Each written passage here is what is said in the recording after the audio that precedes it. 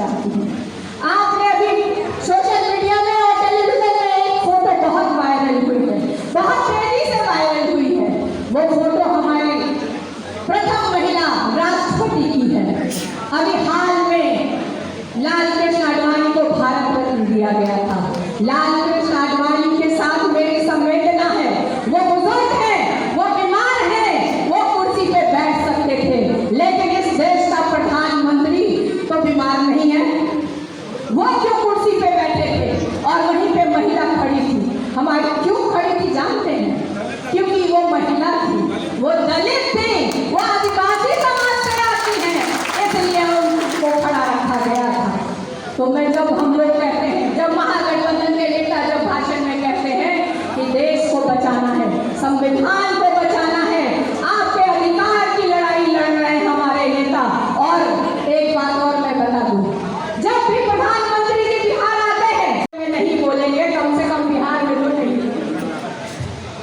आप देखिए वहीं पे इन्होंने क्या वादा किया था, बिहार लैंड लॉक इलाका है, यहाँ कोई समुद्र नहीं है, ये कृषि पे आधारित है। हमारे किसान भाइयों के साथ क्या हो रहा है? कहा गया था कि आपकी आय दुगनी कर देंगे, MSP लागू करेंगे, और जब हमारे किसान भाई जब जाते हैं तो उनसे पाकिस्तानियों जैसा व्यवहार किया जाता है, उन पे गोली चलवाया जाता है, पानी की बौछार की जाती है, उनके लिए सड़कों पे कांटेदार लगा दिया जाता है ताकि तो 30 लाख सरकारी नौकरियां हम लोग सृजन करेंगे। वहीं किसानों के लिए आय दुगनी करेंगे और MSP लागू करेंगे। महिलाओं के लिए, जो गरीब महिलाएं हैं उनके लिए 1 लाख की सहायता राशि दी जाएगी। आप देख लीजिए शिक्षा का क्या स्तर था बिहार में। अमित शाह जी होम मिनिस्टर हैं, मन से आते हैं, भाषण देते हैं, क्या बोलते हैं वो कि 12वीं के पास आपको इंटर करना पड़ेगा। अब ये शिक्षा का स्तर है होम मिनिस्टर का कि जो बच्चे 12th कर चुके हैं उसको दोबारा पढ़ना पड़ेगा। अरे भाई अमित शाह जी, भाजपा के नेता, कितने वर्षों आप पढ़ाते रहिएगा? 12वीं, इंटर, 12th एक ही होता है, कोई अलग अलग नहीं है।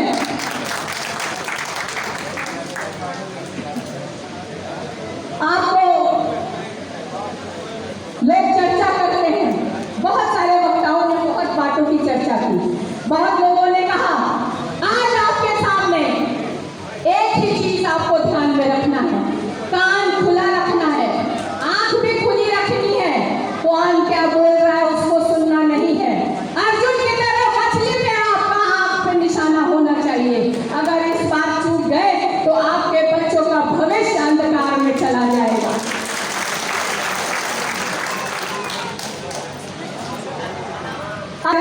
ताकि किसानों को खेती करने में बहुत आसानी हो। मसौड़ी में सड़क के लिए भी बहुत बड़ी एक डिमांड है, जो मसौड़ी संत मेरी स्कूल से अनुमंडल तक बाईपास एवं मनीचक होते हुए रजिस्ट्री ऑफिस के मेन रोड तक बाईपास पथ का निर्माण कराना मेरी प्राथमिकता होगी। आप वही भाजपा के उम्मीदवार से पूछ लीजिए, कोई प्राथमिकता नहीं।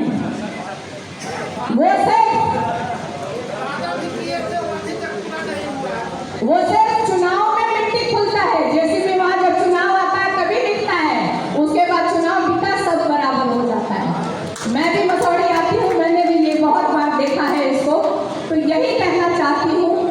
इन सब बहुत सारी चीजें हैं बोलने के लिए, लेकिन हमें और भी जगह जाना है। आप सबसे यही विनती करूंगी कि आज इस सभा स्थल से एक संकल्प लेकर के जाइए। आप क्योंकि मोबाइल आपके पास होता है, पढ़े लिखे हैं, आप जो देखते हैं